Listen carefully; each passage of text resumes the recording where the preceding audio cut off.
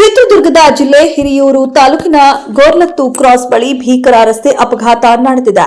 ಘಟನೆಯಲ್ಲಿ 9ಕ್ಕೂ ಹೆಚ್ಚು ಜನ ಸಾವನ್ನಪ್ಪಿದ್ದಾರೆ. ಲಾರಿಯೊಂದು ಡಿಕ್ಕಿ ಹೊಡೆದ ಪರಿಣಾಮ ಖಾಸಗಿ ಬಸ್ ಒಂದು ಹೊತ್ತಿ ಉರಿದಿದೆ. ಇದೀಗ ರಾಜ್ಯದ ಮುಖ್ಯಮಂತ್ರಿ ಸಿದ್ದರಾಮಯ್ಯ ಕೂಡ ಸಂತಾಪ ಸೂಚಿಸಿದ್ದಾರೆ. ಮೃತರ ಕುಟುಂಬಕ್ಕೆ ತಲಾ 5 ಲಕ್ಷ ರೂಪಾಯಿ ಪರಿಹಾರ ಘೋಷಣೆ ಮಾಡಿದ್ದಾರೆ. ಇದರ ಜೊತೆಗೆ ಗಾಯಾಳುಗಳಿಗೆ ತಲಾ 50,000 ರೂಪಾಯಿ ಪರಿಹಾರ ಘೋಷಿಸಿದ್ದಾರೆ. ಕ್ರಿಸ್ಮಸ್ ಹಬ್ಬದ ಸಂದರ್ಭದಲ್ಲಿ ದೆಹಲಿಯ ಕ್ಯಾಥೆಡ್ರಲ್ ಚರ್ಚ್ ಆಫ್ ದಿ ರೆಡೆಂಪ್ಷನ್ ನಲ್ಲಿ ನಡೆದ ಸಾಮೂಹಿಕ ಪ್ರಾರ್ಥನೆಯಲ್ಲಿ ಪ್ರಧಾನಿ ನರೇಂದ್ರ ಮೋದಿ ಭಾಗವಹಿಸಿದ್ದರು. ಈ ಕಾರ್ಯಕ್ರಮದಲ್ಲಿ ಪ್ರಾರ್ಥನೆ ಸುದ್ದಿಗೀತೆಗಳು ಮೊಳಗಿದವು. ದೆಹಲಿಯ ಬಿಷಪ್ ಡಾ ಪಾಲ್ ಸ್ವರೂಪ್ ಪ್ರಧಾನಮಂತ್ರಿಯವರಿಗಾಗಿ ವಿಶೇಷ ಪ್ರಾರ್ಥನೆ ಸಲ್ಲಿಸಿದರು.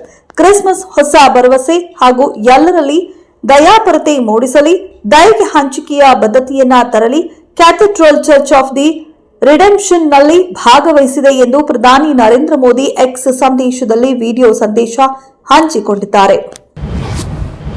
ಉತ್ತರ ಕರ್ನಾಟಕದ ಅಭಿವೃದ್ಧಿಯನ್ನ ರಾಜ್ಯದ ಆಡಳಿತಾರೂಢ ಕಾಂಗ್ರೆಸ್ ಸರ್ಕಾರ ನಿರ್ಲಕ್ಷಿಸಿದೆ ಎಂದು ವಿಧಾನಸಭೆ ವಿರೋಧ ಪಕ್ಷದ ನಾಯಕ ಆರ್ ಅಶೋಕ್ ಅವರು ಆರೋಪಿಸಿದ್ದಾರೆ.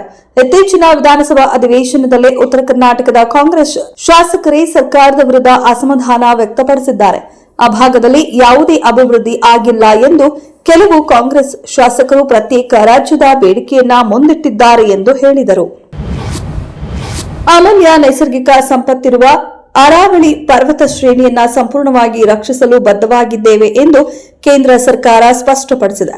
ಅರಾವಳಿ ವ್ಯಾಪ್ತಿಯಲ್ಲಿ ಗಣಿಗಾರಿಕೆ ಮೂಲಕ ಈ ಸೂಕ್ಷ್ಮ ಪ್ರದೇಶವನ್ನ ನಾಶ ಮಾಡುವ ಪ್ರಯತ್ನ ನಡೆದಿದೆ ಎನ್ನುವ ದೂರುಗಳು ಕೇಳಿಬಂದ ಹಿನ್ನೆಲೆಯಲ್ಲಿ ಕೇಂದ್ರ ಸರ್ಕಾರ ಈ ಸ್ಪಷ್ಟನೆ ಕೊಟ್ಟಿದೆ.